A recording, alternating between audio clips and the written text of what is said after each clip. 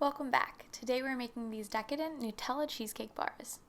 We start off by making the crust with 1¼ cups of crushed chocolate cookie crumbs and 1/4 cup of salted butter that's melted.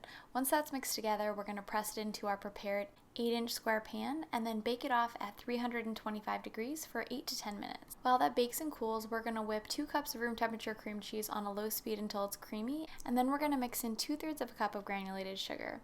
Next, we're going to mix in 2 eggs one at a time, followed by 1 teaspoon of vanilla extract. We're going to continue to mix that until everything is combined and the cheesecake batter is nice and smooth.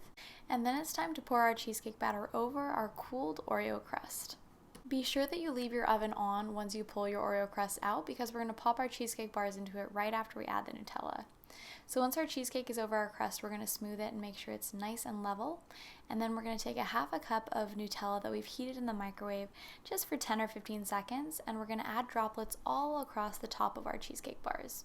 You want to try to do this in some sort of even pattern, so that way when you swirl them, your swirls look really beautiful and symmetrical. I like to use an offset spatula to do this, but you could also use a butter knife.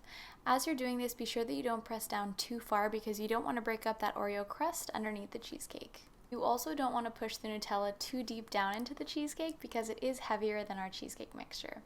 So once our swirls were all done, I popped this into the oven and baked them for 38 to 40 minutes. I then let them cool fully, and it's really important that you do so that you get a nice clean slice.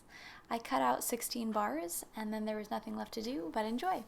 If you guys want to make these Nutella cheesecake bars at home, the recipe is linked in the video description and is also up on Chelsweets.com. Thank you guys so much for watching. I hope you enjoyed this video, and hopefully I'll see you guys again soon.